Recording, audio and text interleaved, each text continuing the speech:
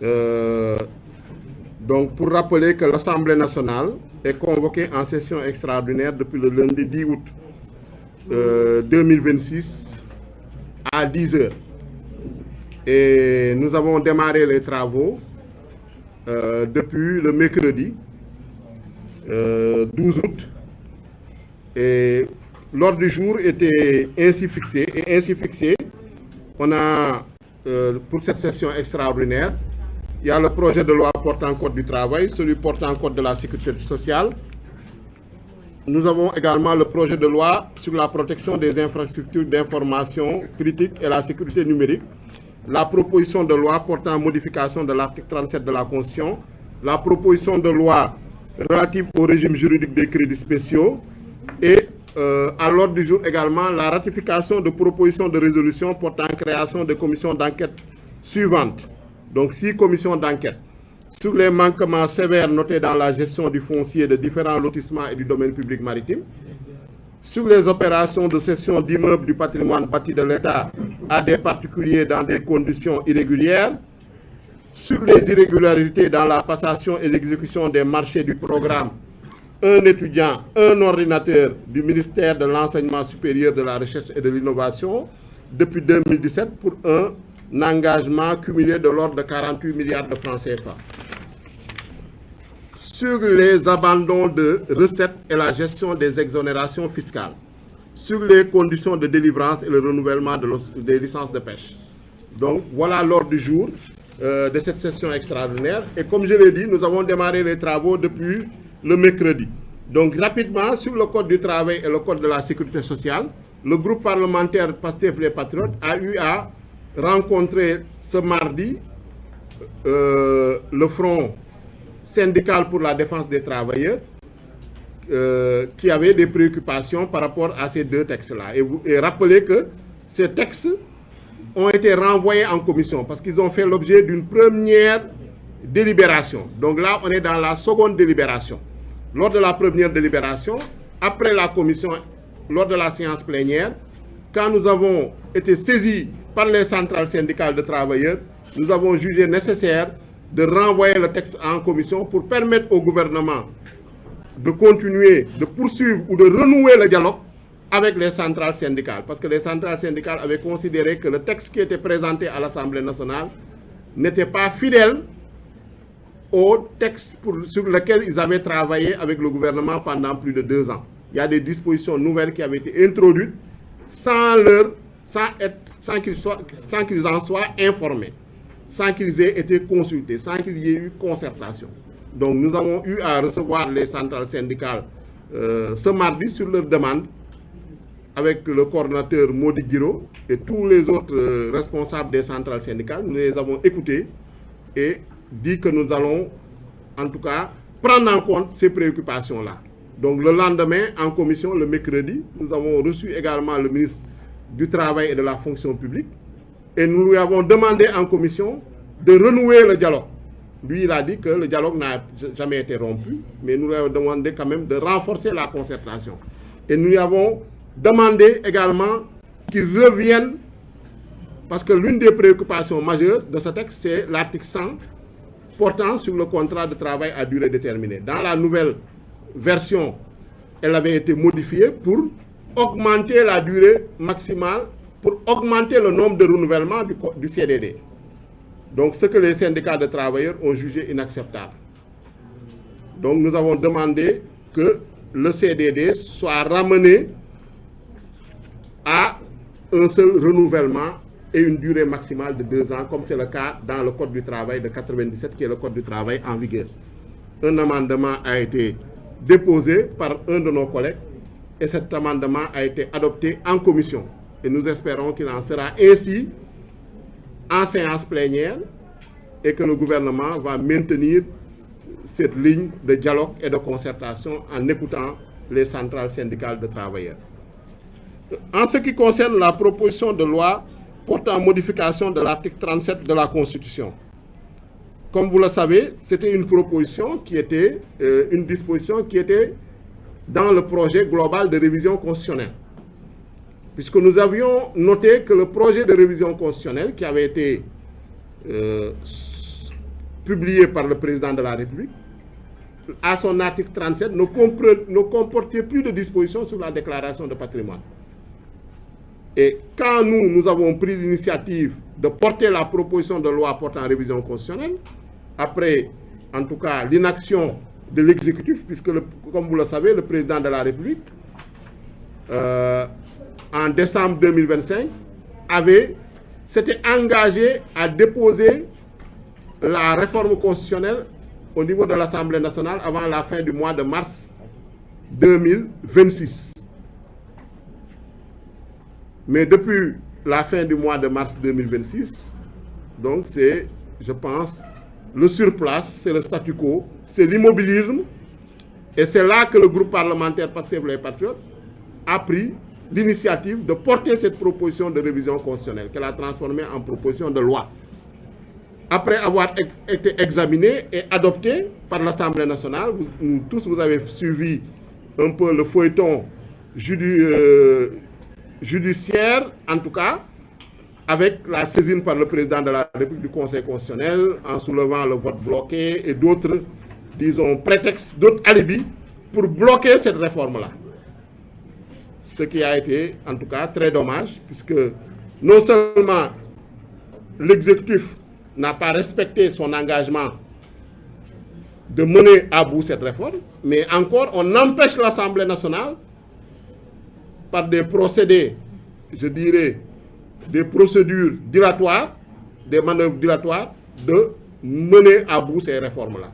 Mais nous ne sommes pas découragés, et nous ne découragerons pas, puisqu'il s'agit de prérogatives constitutionnelles, puisque nous sommes dépositaires également d'un mandat que les Sénégalais nous ont confié. Et quoi qu'il en soit, quoi qu'il en coûte, nous continuerons à exercer nos prérogatives constitutionnelles, quels que soient les blocages institutionnels, les blocages juridiques et autres blocages, et les autres manœuvres, les manipulations, l'intoxication, la désinformation. Nous allons poursuivre sur cette voie-là, parce que c'est la seule voie qui est conforme au mandat que les Sénégalais nous ont confié. C'est pourquoi notre collègue, l'honorable Amadou Ba, a déposé cette modification, cette proposition de loi portant modification de l'article 37 de la Constitution. De quoi il s'agit? Il s'agit simplement de permettre au président de la République, d'obliger le président de la République à faire une déclaration à l'entrée, comme c'est le cas dans la Constitution. La déclaration, bien sûr, doit être publiée au niveau du Conseil constitutionnel, mais également, l'innovation, c'est la déclaration à la sortie, ce qui n'existe pas, à la cessation de ses fonctions. Donc, nous avons tous vu que le président de la République, en tout cas le gouvernement, l'exécutif, s'y était opposé et avait saisi le Conseil constitutionnel pour que le Conseil constitutionnel déclare la proposition de révision constitutionnelle contraire à la Constitution. Sur la procédure, mais pas sur le fond. Le Conseil constitutionnel ne s'est pas prononcé sur le fond. Cette fois-ci, il y a une contradiction flagrante dans la procédure, parce que, bon, ce que j'appellerais un grand écart en matière de procédure, puisque non seulement l'exécutif dit qu'il souhaite aller vers le référendum, un référendum dont personne ne connaît la date, dont personne ne connaît les termes, et ensuite, ils viennent en commission pour déposer des amendements. Donc, il y a un double jeu. Mais, quoi qu'il en soit, l'exécutif a soumis un amendement en commission. Cet amendement, qu'est-ce qu'il apporte? Cet amendement dit simplement que, en plus du président de la République, ils veulent que le Premier ministre et le président de l'Assemblée nationale, également, que leur déclaration de patrimoine soit publiée. Bon, nous aurions préféré que, au lieu de déposer un amendement sur l'article 37 de la Constitution, qu'il modifie la loi portant déclaration de patrimoine. C'était plus simple parce que, comme vous le savez, la Constitution régit la déclaration du patrimoine du président de la République, parce que le président de la République est une institution. Mais en ce qui concerne les déclarations de patrimoine du Premier ministre et du président de l'Assemblée nationale, elles sont régies par la loi sur la déclaration de patrimoine qui date de 2025, qui est une loi qui a été initiée par l'exécutif. C'est le président de la République lui-même qui a initié ce projet de loi en 2025. Ça fait moins d'1 an. Donc, dès que nous avons dit que désormais le président de la République doit déclarer à la sortie, donc brusquement, lui aussi, l'exécutif a changé d'avis. Il a dit il faut que désormais le Premier ministre et le président de l'Assemblée nationale déclarent à la sortie. Alors qu'ils auraient pu le mettre dans la loi sur la déclaration de patrimoine de 2025 il y a 1 an. Donc, on a un exécutif un peu suiviste. Dès que l'Assemblée nationale prend une initiative, on dit que le président de la République doit se soumettre à telle obligation. Eux aussi, ils disent, oui, il faut que le président de l'Assemblée nationale se soumette à la même obligation. Bon, on a dit, ok, il n'y a pas de problème. Bon, on aurait préféré que ce soit mieux écrit sur le plan de la logistique, sur le plan de la forme, mais quoi qu'il en soit, on est d'accord sur le fond. On a adopté l'amendement en commission. Donc, désormais, aussi bien le président de la République, si le texte, bien sûr, est adopté en séance plénière et promulgué, c'est ça le plus important, aussi bien le président de la République, le Premier ministre et le président de l'Assemblée nationale, leur déclaration de patrimoine sera publiée. Parce que sur la loi, ce qu'il faut rappeler, c'est la loi relative à la déclaration de patrimoine au niveau de l'OFNAC, le Premier ministre et le président de l'Assemblée nationale sont soumis à la déclaration de patrimoine. Vous avez vu que l'Assemblée nationale, tous les membres du bureau, désormais, ils sont soumis.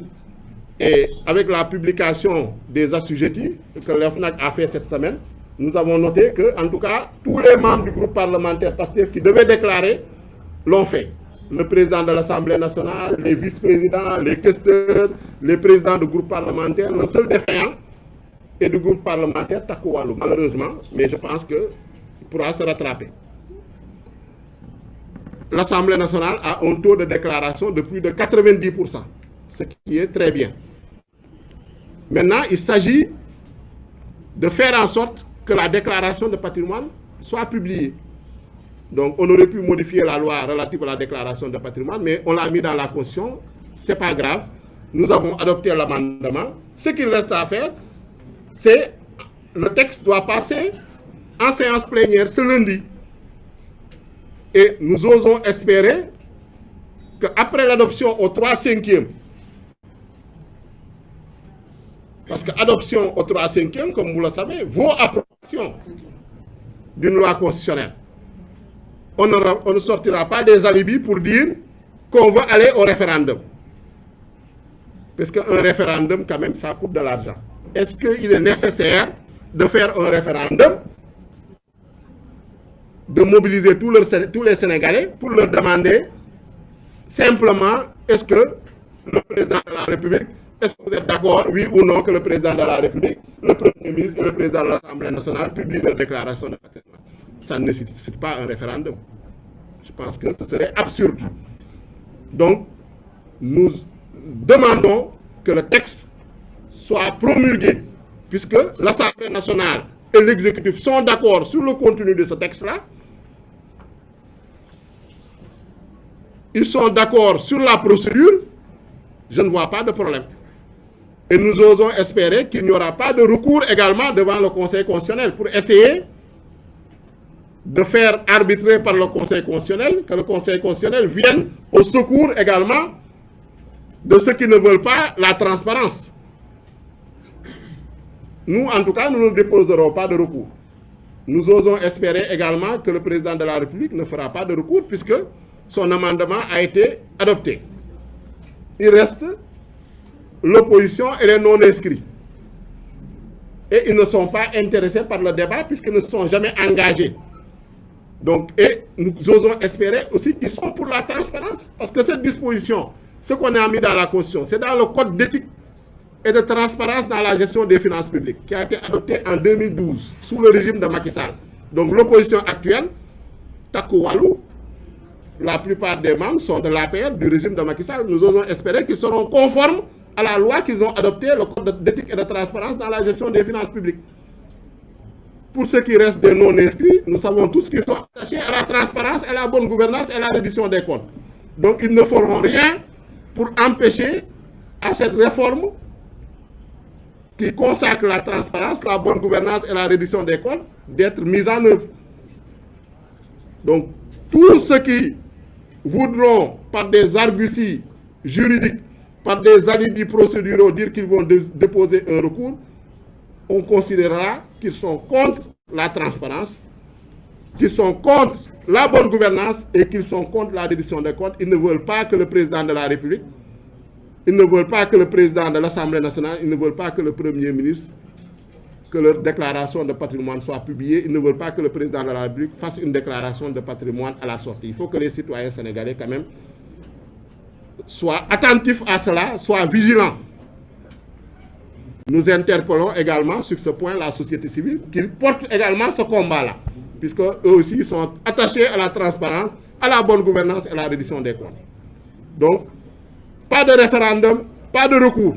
Laissons la loi être adoptée au 3/5e et qu'elle soit promulguée par le président de la République avant la fin du mois d'août, que cette loi-là soit mise en œuvre. C'est cela la transparence. Je pense que ce que les députés du groupe parlementaire PASTEF, les patriotes veulent, ce que les Sénégalais veulent, ce que tous ceux qui sont attachés à la transparence, à la bonne gouvernance, au djub-djubal djubanti, que le président de la République proclame, je pense que tout le monde veut la même chose. Donc sur ce point-là, il y a consensus et il faut qu'on avance quand il y a des consensus.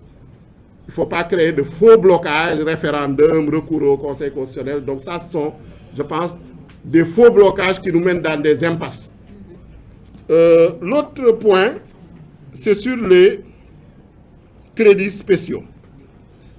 Comme l'a dit mon collègue Guy Marius Sagna, ce sont des engagements qui datent de la création du parti PASTEF depuis 2014 et qui ont été réitérés dans le programme Jotna de la coalition Sonko Président en 2019 et repris tel quel, copié-collé dans le programme Diomaye Président en 2024 pour un Sénégal souverain, juste et prospère. Donc qui a dit qu'il faut encadrer désormais les fonds spéciaux et que les fonds spéciaux, la définition des fonds spéciaux, elle est très claire. Ce sont des fonds qui sont destinés à des opérations de défense, de sécurité intérieure, de sécurité extérieure, de renseignement, des opérations diplomatiques qui, vu leur sensibilité, vu leur caractère secret, ne peuvent pas être divulgués, ne peuvent pas être mis sur la place publique. Et nous sommes d'accord que ces fonds-là doivent être maintenus et même, si nécessaire, renforcés, augmentés par l'Assemblée nationale qui vote la loi de finances. Mais nous avons jugé nécessaire quand même, il faut qu'on respecte nos engagements. Parce que en tout cas, tout le tumulte, tout le vacarme, tout le tintamarre qu'on entend, je pense qu'il n'y a qu'un seul problème. Il y a un camp, le camp patriotique, le camp souverainiste qui veut respecter ses engagements, qui veut aller de l'avant, apporter des transformations, apporter des réformes. Il y a par contre un autre camp qui est dans la réaction, qui veut être dans le statu quo, qui veut être dans l'immobilisme, qui veut être dans la désinformation et la manipulation, pour empêcher que des réformes soient menées jusqu'au bout. Et ne prennent aucune initiative. Mais dès que le camp patriotique prend une initiative, on trouve tous les alibis, oui, c'est pas au bon moment, vous l'avez pris pour combattre telle personne ou telle personne, alors que tout le monde sait que c'est des engagements qui ont été pris depuis des décennies.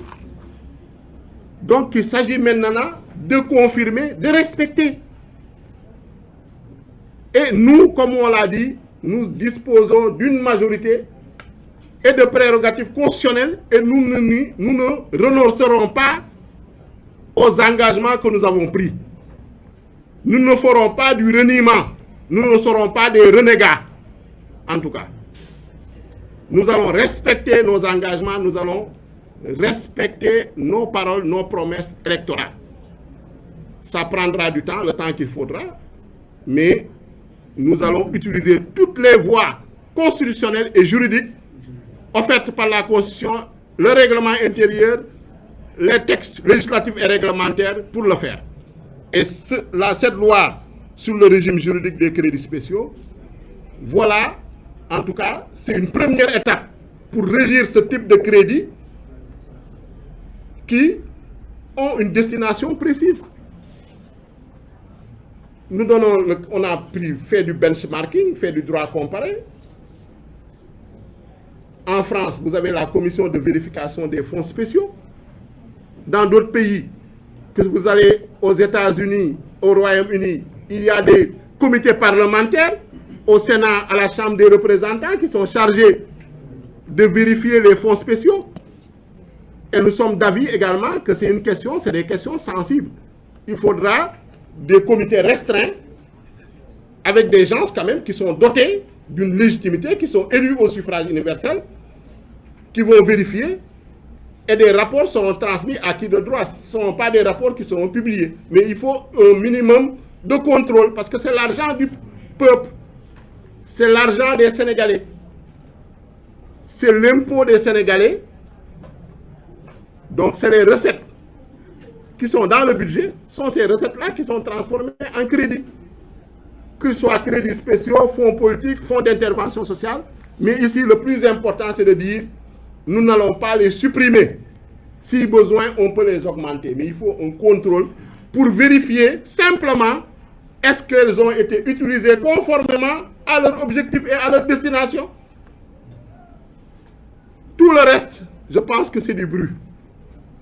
Et nous sommes prêts vraiment à mener les réformes nécessaires avec l'exécutif, avec en tout cas la société civile, pour que ces objectifs-là, qui sont nos engagements et qui sont traduits dans d'autres documents qui ont été pris dans le cadre de dialogue où réunit toutes les forces vives du Sénégal, que ce soit les assises nationales, que ce soit la Commission nationale de réforme des institutions, le dialogue national sur le système politique, le dialogue national sur la justice. Donc maintenant, il est temps de traduire ces différents dialogues-là en des réformes concrètes. Je pense que c'est de cela qu'il s'agit. Maintenant, comme on l'a dit, c'est une initiative. Le gouvernement, comme on l'a dit, fait dans la confusion, fait dans la contradiction et l'incohérence. Parce que hier en commission, non seulement le ministre de la Justice, garde des Sceaux, la première chose qu'il a dit, il dit que votre proposition de loi est irrecevable. Donc, il a menacé de saisir le Conseil constitutionnel pour irrecevabilité. Mais quand quelque chose est irrecevable, dans le même temps, il dit qu'ils ont 6 amendements. Comment une proposition de loi irrecevable, vous déposez 6 amendements pour modifier la proposition de loi? Il y a un minimum de cohérence quand même. On ne comprend pas. Et dans la proposition de loi, dans les amendements, leur objectif, c'est de brouiller la nature des crédits spéciaux. Nous, les crédits spéciaux, on a bien défini que c'est pour le domaine de la défense, de la sécurité. Les opérations diplomatiques discrètes ou secrètes. Ils disent qu'il faut mettre dedans des aspects sociaux, le social. Nous ne sommes pas contre le social, au contraire. Mais je pense que, conformément à nos engagements électoraux, conformément aussi aux standards de bonne gouvernance, dans tous les pays, on distingue les crédits qui sont destinés à des opérations de défense, de sécurité et de renseignement, et des crédits qui sont destinés à des questions sociales. Parce que ce qu'on veut éviter, c'est qu'on prenne de l'argent qui est destiné à la défense, à la sécurité intérieure, à la sécurité extérieure, soi-disant pour le donner à des fondations, pour financer des partis politiques, pour financer, pour recruter des militants, pour débaucher des maires. C'est ce qu'il faut éviter. Donc, ce qui est destiné à la sécurité doit rester à la sécurité. Ce qui est destiné au social doit être réservé au social. Et cela, nous sommes entièrement d'accord. Personne ne dit qu'il faut les supprimer. Au contraire, il faut les augmenter, mais il faut les contrôler, il faut les distinguer. C'est cela, je pense, le sens de l'initiative de notre collègue Guy Marius Sagna, Mame Diarra Bèye et Alphonse Mané Sambou par rapport à cette loi relative au régime juridique des crédits spéciaux. Et nous osons espérer que le gouvernement, en tout cas, ne va pas utiliser le blocage et qu'il vont retrouver la raison, qu'ils vont retrouver la cohérence, parce qu'on ne peut pas dire qu'une chose est irrecevable et déposer des amendements sur la même proposition de loi qu'on a qualifiée d'irrecevable. Donc soit elle est irrecevable et vous appliquez la procédure d'irrecevabilité, soit elle est recevable et là vous déposez des amendements. Sinon, on est dans l'incohérence totale, ou on est plutôt dans de la manipulation et dans la confusion. Donc je pense que voilà un peu la situation. Nous allons continuer le travail la semaine prochaine, Inch'Allah, en séance plénière, pour que ces réformes qui sont des engagements, ces réformes qui sont nécessaires pour renforcer l'état de droit, renforcer la bonne gouvernance, renforcer les droits sociaux et économiques des Sénégalais soient adoptées. Et ça, c'est l'engagement du groupe parlementaire Pastef les Patriotes. Je vous remercie de votre aimable attention.